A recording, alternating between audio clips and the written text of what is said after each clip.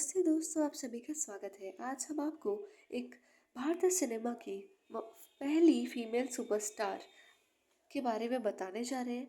और जब हीरो मात्र 100 रुपये लिया करते थे तब इनकी फीस 5,000 होती थी। सेट पर रोल्स रॉयस से आती थी और ये इनका नाम है रूबी मेयर्स। इनकी कहानी काफ़ी दिलचस्प है, तो वीडियो को अंत तक देखिएगा।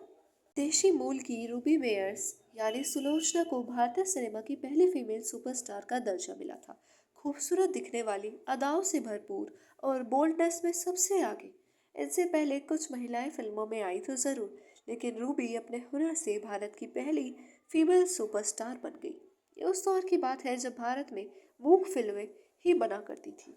फिल्मों में ना डायलॉग होते थे ना ही गाने, लेकिन जो भी बड़े पर्दे पर रूबी को देखता वो देखता ही रह जाता था। क्रेज ऐसा था कि जहां बड़े बड़े अभिनेता महज 100 रुपये लिया करते थे, रूबी हर फिल्म के 5,000 रुपये लेती थी। उस समय महाराष्ट्र के गवर्नर की सैलरी भी इनसे बेहद कम थी। 1925 में फिल्मों में कदम रखने वाली सुलोचना उर्फ रूबी ने करीब 65 साल के फिल्मी करियर में 107 से ज़्यादा फिल्मों में अभिनय किया। जब साउंड फिल्मों का दौर आया तो हिंदी में कमजोर ब्रिटिश मूल की रूबी को दरकिनार कर दिया गया। 1 साल का ब्रेक लेकर रूबी ने हिंदी में महारत हासिल की और दमदार कमबैक किया। खुद की प्रोडक्शन कंपनी रूबी पीक शुरू की और हाईएस्ट पेड एक्ट्रेस बन गई। आज बात होगी इन्हीं की फिल्मों में आने और कामयाबी हासिल करने की अजीब लेकिन अनकही दास्ता पर, जिसने देखा इन्हें देखता ही रह गया।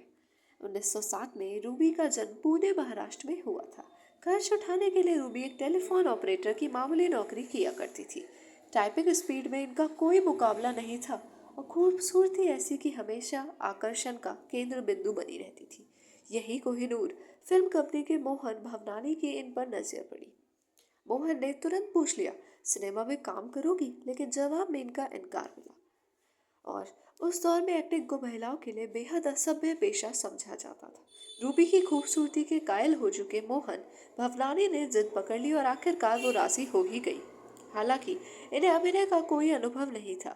ये मूक फिल्मों का दौर था जब फिल्मों में न डायलॉग थे और न ही साउंड। रूबी ने 1925 की फिल्म वीरबाला से अभिनय शुरू किया। फिल्म में इन्हें मिस रूबी क्रेडिट मिला, लेकिन इसके बाद रूबी सुलोचना बन गई। भवनानी के डायरेक्शन में बनी फिल्मों ने सुलोचना को स्टार बना दिया। फिर कुछ फिल्मों के बाद सुलोचना ने कोहिनूर कंपनी छोड़कर इंपीरियल फिल्म कंपनी ज्वाइन कर ली। इस कंपनी के साथ सुलोचना ने करीब 37 फिल्में की थी, जैसे टाइपिस्ट गर्ल 1926, बलिदान 1927, व्हाइट कैट ऑफ बॉम्बे सभी पॉपुलर रही। 1928-29 के बीच रिलीज हुई फिल्मों माधुरी, अनारकली और इंदिरा बीए ने सुलोचना को कामयाब एक्ट्रेस का दर्जा हासिल करवा दिया था। हारे में जहां अभिनेता साइकिल से सेट पर आया करते थे, सुलोचना सेवर्ले और रोल्स रॉयल्स जैसी लग्जरी गाड़ियों से आती थी। जब भी अपनी गाड़ी से उतरती तो आसपास देखने वालों की भीड़ लग जाया करती थी। लोगों में दीवानगी ऐसी थी कि भीड़ के डर से सुलोचना अपनी ही फिल्म देखने बुर्का पहनकर पहुंचती थी। पर्दे में रहने वाली महिलाओं के लिए सुलोचना एक प्रेरणा बन गई। इन्होंने फिल्मों में स्विमिंग की, हॉर्स राइडिंग और स्टंट करने में भी बिल्कुल पीछे नहीं रही। रांझा फिल्म में भी इन्होंने एक बेहद अच्छी किरदार निभाया, लेकिन इनके किरदार के ऊपर कुछ उंगलियां भी उठी थी। सुलोचना देखते ही देखते मूक फिल्मों की काफी ज्यादा जानी मानी हीरोइन बन गई थी। रील के अलावा असल जिंदगी में भी सुलोचना बोल्डनेस से लोगों का ध्यान खींच लिया करती थी। रूबी भी बेहद कामयाब थी, लेकिन जब पहली बोलती फिल्म आला बहारा आई तो मेकर्स ने इनकी जगह जुबेदा को कास्ट कर लिया। कारण था रूबी का हिंदी में कच्चा होना और जुबेदा को हिंदी उर्दू की अच्छी जानकारी होना। सुलोचना को ये बर्दाश्त नहीं था। उन्होंने समय के साथ चलने के लिए फिल्मों से 1 साल का ब्रेक लिया और हिंदी सीखने लगी। इसी बीच सुलोचना की सभी मूक फिल्मों को साउंड के साथ दोबारा बनाया गया। वीरबाला फिल्म माय मैन नाम से बनी। वहीं माधुरी, अनारकली, इंदिरा बीए ने फिर बॉक्स ऑफिस पर गहरी छाप छोड़ी। नई एक्ट्रेस नूरजहां खुर्शीद सुरैया के आने से सुलोचना की पॉपुलैरिटी थोड़ी कम हो गई, लेकिन उनके तेवर और महंगे शौक जारी रहे थे। जुगनू फिल्म में स्टूडेंट बनी सुलोचना और प्रोफेसर बने दिलीप कुमार के बीच लव एंगल दिखाया गया था। सुलोचना की फिल्म अनारकली तीसरी बार बनी तो सुलोचना को लीड रोल की बजाय सलीम की मां जोधाबाई का साइड रोल मिला।